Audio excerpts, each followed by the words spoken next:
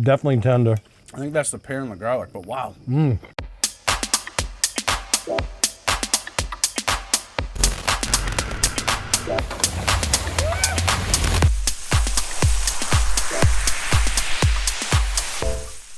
Hey Griddle owners, welcome to the channel.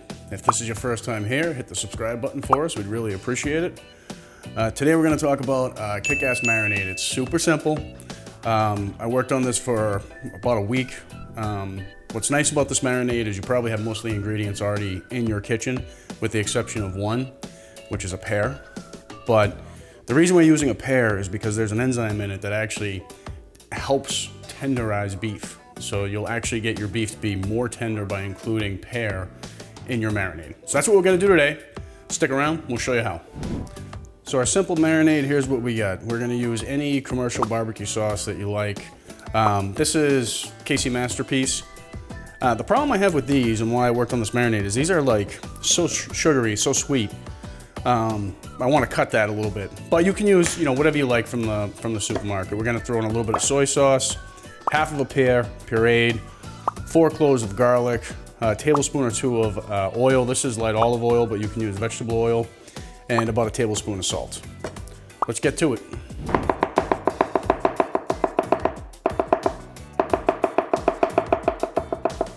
So now the pear.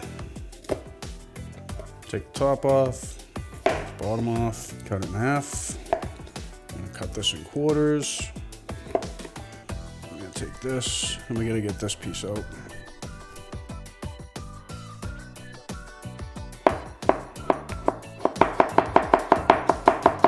And that is it for chopping. Like we said, this is an easy one. So we mentioned this was a quick marinade. We're gonna get our garlic and pear, and then we're gonna go with about 1/3 a cup of your commercial barbecue sauce. I'm gonna go with a healthy tablespoon of, I have kosher salt.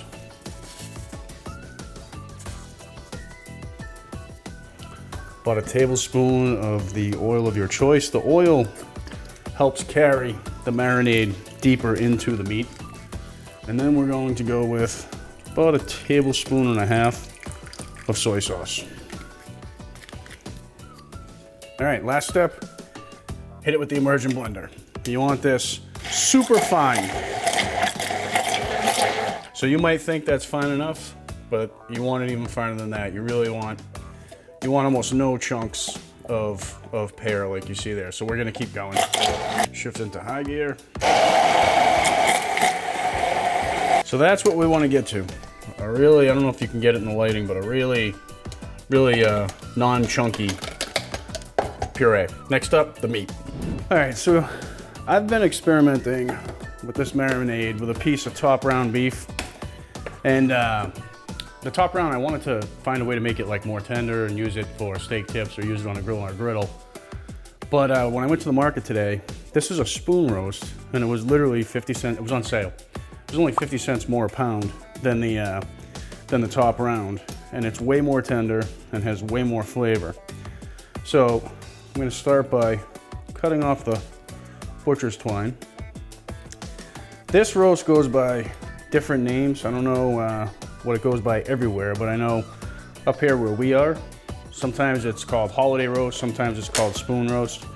It's cut from the sirloin section of the steer, so it's pretty tender. What I'm looking to do here is we're going ultra tender on this today. I'm gonna not only use the pear and the marinade to try to make this more tender, but I'm also gonna tenderize it using this guy. So I'm going big pieces. Chris and Jeff are coming over later. I want them to look at this and say, hey, is that a steak tip or is it a steak? So, by the way, while I'm at this, a company called Dalstron sent us some knives to play with, which is what I'm using right here. These things, if anyone's in the market for a knife, these are expensive, but they are super high quality and just ridiculously sharp. Really, really nice stuff. They call it Japanese super steel. All right, so now I'm gonna take these pieces and break them down into essentially something about yay big, and that is what's gonna go on the griddle. So whenever I'm cutting something and I want uniform size, whatever size I want it to be, I'll usually put it at the top of the cutting board, sort of use that as a reference, right? These look good already.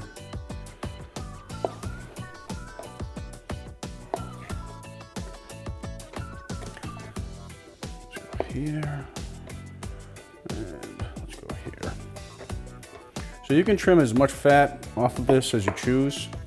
Some of it will render, some of it won't. You know, we'll see what happens with this. I'm gonna leave it for now, just because typically you roast this like you would a piece of roast beef or a rib roast. But with tenderizing it and with the pear, we're gonna see how it turns out doing minimal trimming. All right, tenderizing time. So the grain on this runs, you know, it's, if I find a piece that has better grain for you to see. So you can see the grain kind of runs here. This is called a jacquard tenderizer. It's 48 flat blades. And what you want to do is run those blades across the direction of the grain. And what it does is it basically just cuts through all those grains, you know, or all those long muscle fibers, really tenderizing it. So I'll usually hit it from both sides, just like that. We're gonna do every piece. The other thing with this, sorry for the noise, is it's definitely gonna let the marinade penetrate more. I've been getting a ton of good comments from people lately. We love them. Some of you guys are really, really funny. It's nice to see so many people buying griddles. Probably go at least once a week we get an email from someone saying that they just bought one. Naturally, we think it's awesome. We have our own channel for it, so. All right, let me finish these up and we'll toss them in a bag. So that's it, we're done. Chuck all that beef in a bag, throw the marinade in, mix it all up, stow it in the fridge till it's time to eat. I'm gonna let these marinate at least 8 hours. All right, thanks to the magic of TV, about 9 hours has gone by. 9? Chris is here, well, the marinade. Yeah, right. Last time I filmed, I was this morning. While you were still sleeping, I was making marinade. Unfortunately, we have Jeff's empty chair. This is no joke, guys. Jeff seriously screwed himself up on his pedal bike, believe it or not. So we'll put a picture down here and show He's okay. you. He's okay. He's just all a little right, injured. but he's out of commission for a little bit. So, We'll give him a lesson on how to ride his bike later. I'm gonna ask him if he wants to race. So this is like I got the rice already cooked in the house, so it's just a matter of doing the beef. So let's get this on. I got the griddle on. Actually, I'm gonna put it on medium low because these are some sizable cuts of beef, and these will burn due to the amount of sugar in them. So we're leaving the whole marinade still in the bag on. You're gonna put it all in there. Yeah. Okay. So we did a video in the past. It makes a mess. It does make a mess. It also cools the griddle down, so you don't get like a sear. But with this marinated beef, you're not going to get a sear no matter what. So just give up on having a sear. Right. All right. But it will pick up some nice color. So I just put down a real thin layer of oil. In Lowell. If you guys hear music in the background, my daughter's practicing the flute in the house. So She's doing great. she is. She's getting better. Good job, Mish.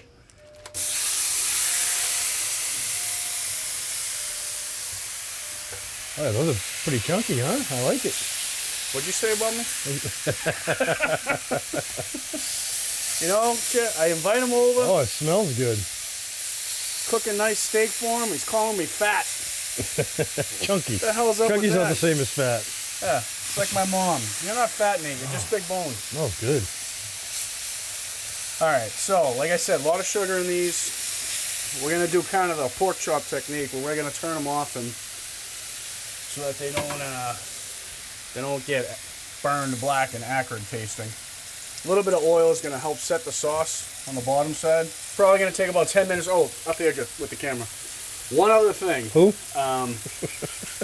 One other thing. I noticed earlier when I was practicing with this, the marinade and the tenderizing make the beef cook faster. So we're gonna probe these often.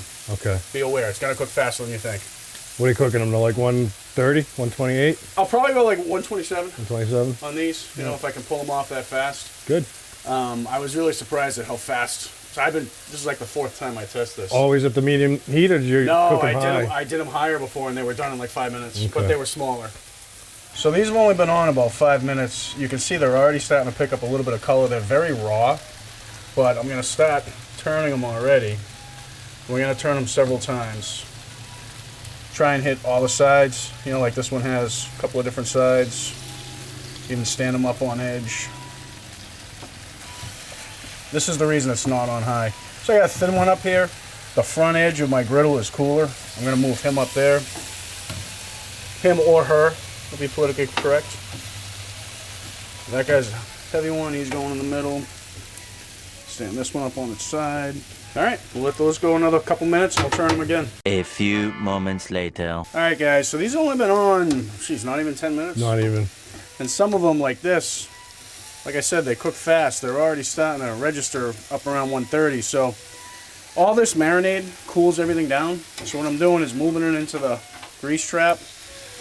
I'm going to use this as a low side, and this as a side to just put a little color on whatever doesn't have color, unless it's one of the smaller ones and is already at a higher temp. So let's move the big guys over here. It surprised me it didn't take very long at all. No, I told you, it's that was faster quick. than you think. Even at medium-low heat. Yep. So that's another trick I do with the smaller ones. I'll stack them on top of a larger one so they don't overcook.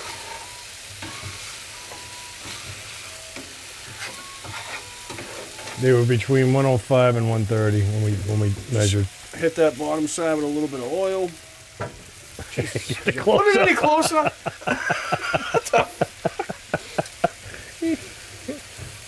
How's the volume on that? I think he poked me in the eye with the camera. What's the? I have it on high right now. Get all that stuff off that's stuck. Meat's resting. Rice is done.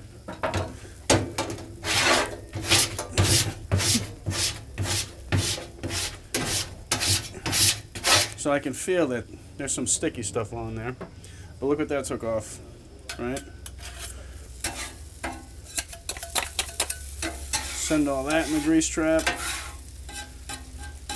I can feel a lot of stickiness as I push across this. Like the sugar? Yeah, the Like sugar, 100%. Yeah. And that's where you can't really push hard enough with this, I don't think. So, Want to throw some more water on there? no, not yet. I let it, the more the sugar burns, the easier it's going to come off with this. Okay. But it's hard to get it off with the one-hander.